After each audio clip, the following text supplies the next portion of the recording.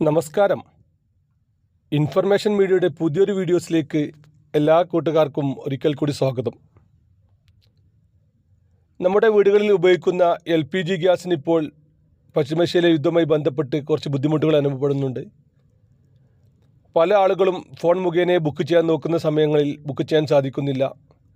അതുപോലെ തന്നെ ബുക്ക് ചെയ്ത് കഴിഞ്ഞാൽ തന്നെ ഗ്യാസ് ലഭിക്കാൻ ബുദ്ധിമുട്ടുകൾ അനുഭവപ്പെടുന്നുണ്ട്. ഇങ്ങനെയുള്ള സമയങ്ങളിൽ എങ്ങനെയാണ് നമുക്ക് ബുക്ക് ചെയ്യാൻ പുതിയ രീതിയിൽ വന്നിട്ടുള്ളത്? അതുപോലെ തന്നെ ഗ്യാസിന് ലഭിക്കാത്ത ആളുകൾ ആരെല്ലാമാണ്? ഒരു ബുക്കിംഗ് കഴിഞ്ഞ് നമുക്ക് ഗ്യാസ് ലഭിച്ചു കഴിഞ്ഞാൽ പിന്നീട് എത്ര ദിവസം കഴിഞ്ഞിട്ടാണ് നമുക്ക് ബുക്കിംഗ് ലഭിക്കുക എന്നതിനെക്കുറിച്ചുമെല്ലാം വളരെ വിശദമായി നോക്കാം. അതിന് മുന്നോടിയായി ഇൻഫർമേഷൻ മീഡിയയുടെ വീഡിയോസ് നിങ്ങൾ ആദ്യമായിട്ടാണ് കാണുന്നതെങ്കിൽ ചാനൽ സബ്സ്ക്രൈബ് ചെയ്യാൻ മറക്കരുത്. നമ്മുടെ ഈ ചാനലിൽ ഒരു തരത്തിലുള്ള മതപരമായ കാര്യങ്ങളോ രാഷ്ട്രീയപരമായ കാര്യങ്ങളൊന്നും വരുന്നതല്ല. ഗവൺമെൻറ്റിൽ നിന്നും ലഭിക്കുന്ന സേവനങ്ങൾ, ആനുകൂല്യങ്ങൾ, അറിയിപ്പുകൾ എന്നിവയെക്കുറിച്ച് മാത്രമായിരിക്കും വീഡിയോസുകൾ വരുന്നത്. ശ്രദ്ധിക്കുക, ഗവൺമെൻറ് സേവനങ്ങളും അറിയിപ്പുകളും എപ്പോൾ വേണമെങ്കിലും പുതിയ മാറ്റങ്ങൾ വരാം. നിങ്ങൾക്ക് ഏറ്റവും പുതിയ അറിയിപ്പുകൾ ലഭിക്കാൻ ചാനൽ സബ്സ്ക്രൈബ് ചെയ്ത് തൊട്ടടുത്തുള്ള ബെല്ലൈക്കൻ കൂടി ക്ലിക്ക് ചെയ്യുക. ആദ്യം നമ്മൾ നോക്കാൻ പോകുന്നത് ബുക്കിംഗ് രീതിയെക്കുറിച്ചാണ്.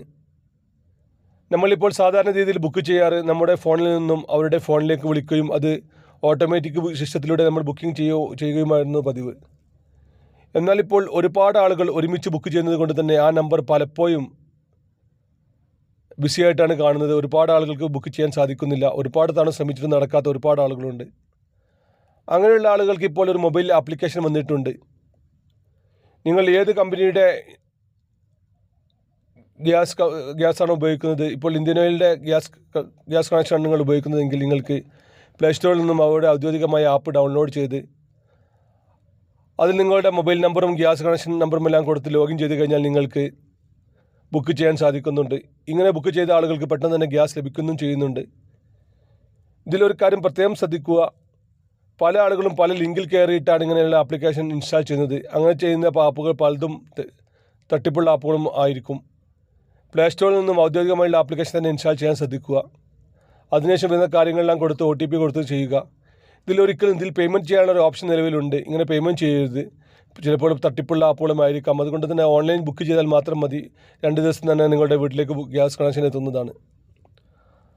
അതുപോലെ തന്നെ വീട്ടിൽ പൈപ്പ് ലൈൻ വഴി ഗ്യാസ് ലഭിക്കുന്ന ഒരുപാട് ആളുകളുണ്ട്. പ്രത്യേകിച്ച് നഗരപ്രദേശങ്ങളിൽ താമസിക്കുന്ന ആളുകൾക്ക് പൈപ്പ് ലൈൻ വഴിയാണ് അവർക്ക് ഗ്യാസ് ലഭിക്കുന്നത്.